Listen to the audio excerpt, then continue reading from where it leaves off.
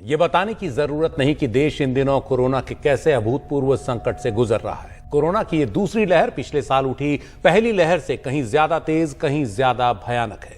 एक एक दिन में 1.5 लाख से ज्यादा लोग कोरोना की चपेट में आ रहे हैं। देखिए, कुल मिलाकर यह है कि बीजेपी के एक नेता ने बताया था एक बार कि अगर गोबर पोत लो तो कोरोना नहीं होगा, भाग जाएगा। या तो गोबर कम पड़ गया होगा इसलिए कोरोना ज्यादा हो रहा है। कुछ भी।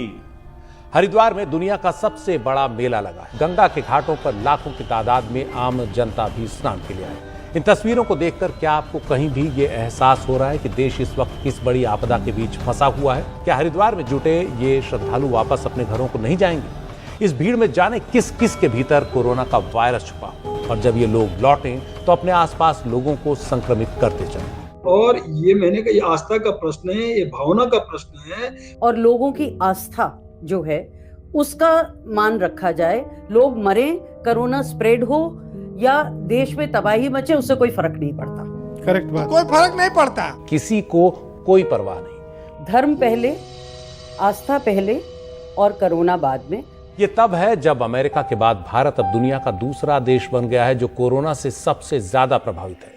जिन पर सबसे बड़ी जिम्मेदारी है वो वोटों के चक्कर में जैसे सब भुलाए बैठे हैं। शुक्र मनाइए कोरोना का कि चुनाव वाले राज्यों में नहीं गया, और चुनाव वाले राज्यों में वो जाना भी नहीं चाहता क्योंकि वहाँ नेता ही जनता को मार रहे हैं।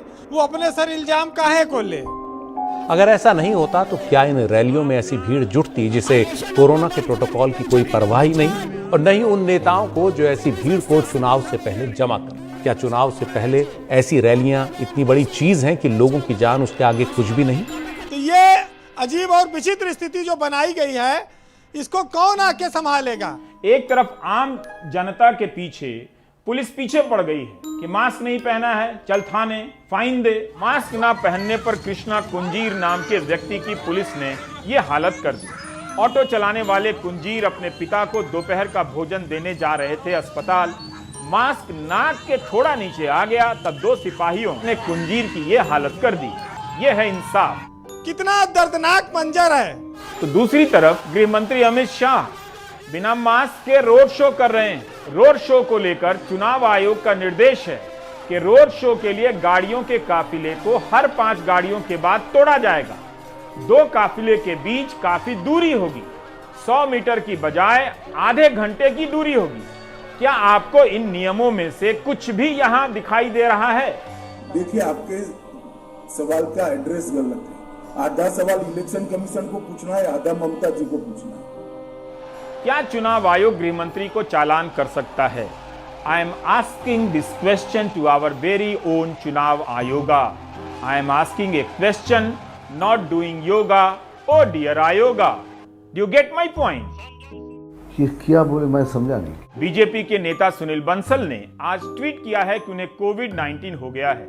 अब आप इस तस्वीर को देखिए। यह तस्वीर 6 अप्रैल की है। इस तस्वीर में सुनील बंसल के साथ मुख्यमंत्री योगी आदित्यनाथ भी दिख रहे हैं। लेकिन जब सुनील बंसल संक्रमित हो चुके हैं तो क्या बाकियों को भी आइसोलेट नहीं होना चाहिए था?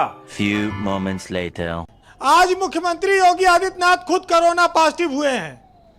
उनके सरकार के सारे अधिकारियों में से अधिकांश पॉजिटिव हैं। क्या करते हो चूतियापन का?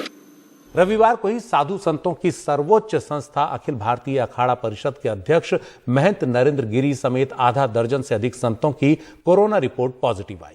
और ये तस्वीर देखिए, अखाड़ा परिषद के अध्यक्ष महंत नरेंद्र गिरी कोरोना पॉजिटिव हैं। इसके बावजूद समाजवादी पार्टी के अध्यक्ष अखिलेश यादव उनसे मिलने निरंजनी अखाड़ा पहुंच गए। 24 hours later. अखिलेश यादव के बारे में भी आज खबर आई है कि वो कोरोना पॉजिटिव हो गए हैं। क्या करते हो चूतियापन का?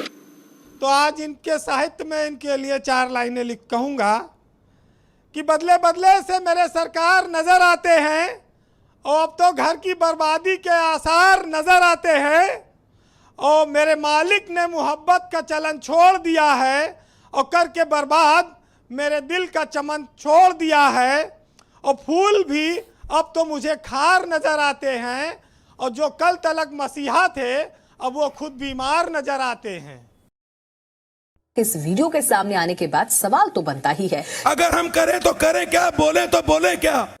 चलिए छोड़ो अभी। नहीं बोलिए सर, बोलिए प्लीज सर। चलिए मेरा सर बैठ जाइए।